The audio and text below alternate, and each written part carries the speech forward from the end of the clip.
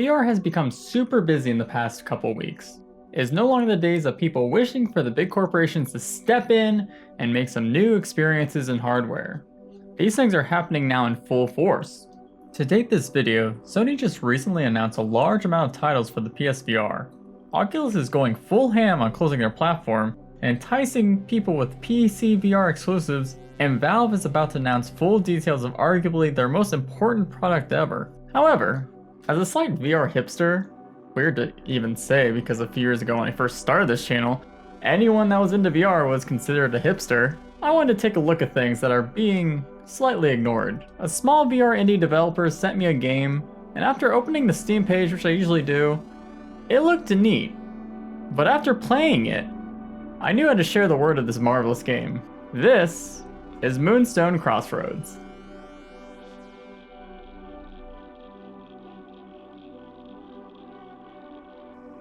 The best way to describe this game is to call it Stardew Valley in VR. Yeah, I'm not kidding.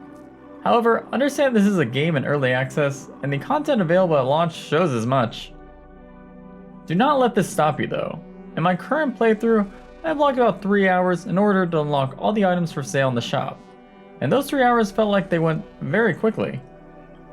I think part of this is due to the full day and night cycle. This game includes an ever-changing skybox that makes the game continue looking new over the course of your playtime. Each day in the virtual world lasts about 12 minutes in the real world. However, you can choose to go to sleep in your bed at home at any time. This forces the game to go to the next day. As you can probably guess, the main point of this game is to start your own farm. You plow, plant, and water your crops daily. Each type of plant has a different cost worth an amount of time to cultivation. You have to water your plants each day in order to help them grow. The watering can in this game is very intuitive, as are most of the tools in this game. There's a meter showing how much water is left in the pail. When it runs out, you have to go to a water source and refill it. Plowing in this game is also very easy. The amount of plowing you can do per day is not based on libido, but actually a stamina meter that requires sleep in order to refill. So the day is finally coming to an end. You can finally relax and explore. Now here is the part of the game that really impressed me. The world is stylized simply, but it's absolutely gorgeous. It is an open world game. You can walk anywhere on the map. This makes the world feel very believable in terms of scale. There are currently 3 main areas in the world: your home, the town, and the hunting range. Even though you can walk to every place on the map, if you choose not to do so, you have an iPad sort of tablet thing that you can teleport to any of these main 3 areas, just to save some time. The town feels pretty dead right now, due to the lack of NPCs programmed into the game. The developer already stated this will be one of the first things added to the game, and that's a good thing because this game really needs that. It doesn't just need NPCs you can talk to. This beautiful wilderness really needs more animals. I even took it upon myself to add one into this video. The only animals in the game right now are ducks. You can either feed them fruit or shoot them at the range for gold.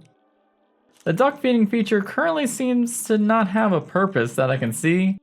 When I asked the developer about it, he stated you'll be able to keep animals on the farm in a later update, so I'm guessing this heart meter is related to that. The ducks only eat citrus fruit, which you can find on trees at the side of the road. If you don't find any on the ground, a neat detail is the ability to actually slingshot them off their branches. The tutorial also taught you how to climb ladders. This was pretty bizarre to me at first because it seemed like there was no ladders in the game whatsoever. But turns out, there aren't ladders, there are fences, and you can climb up and over them. This felt actually pretty immersive to me. It's hard to describe a feel of some things in VR like this, so try to take my word for it. Another thing to note, while I was messing with the now fed duck, something came flying out of the sky and landed right next to me. At first I assumed there was some sort of monster shooting at me and I kind of freaked out, but this object is actually a good thing. It's clearly where the game gets its name from. It's called a moonstone, and you can collect them during the night if you're able to see one. They fall from the sky like shooting stars, and you can see them during the night as well. They are worth quite a bit of money.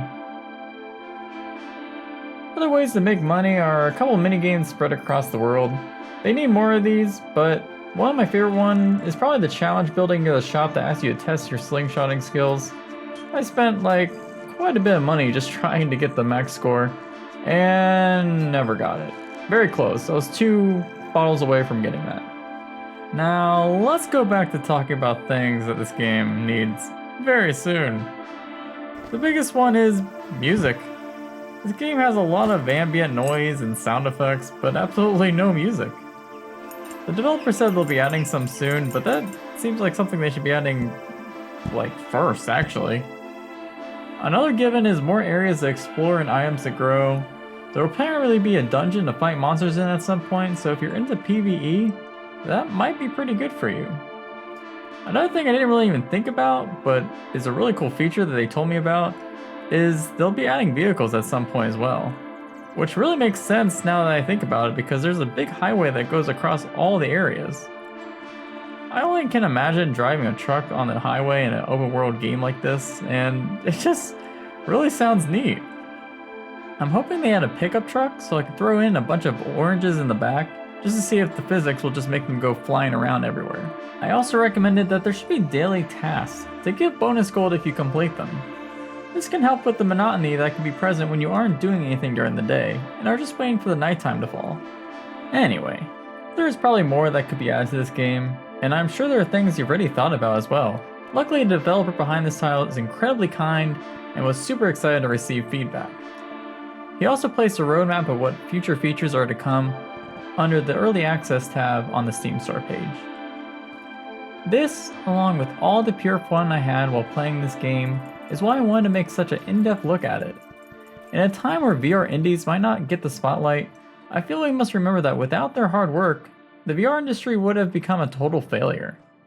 We've experienced many VR games in the past few years, and the ones that succeeded seem to be the ones with the most heart. This game, among many others, is something special and deserves support. So please check out the game link in the description below. And if you enjoyed this video, please subscribe and all the other stuff. I'll see you next time with a little bit of a more popular title. Have a great day in the virtual world and the real world.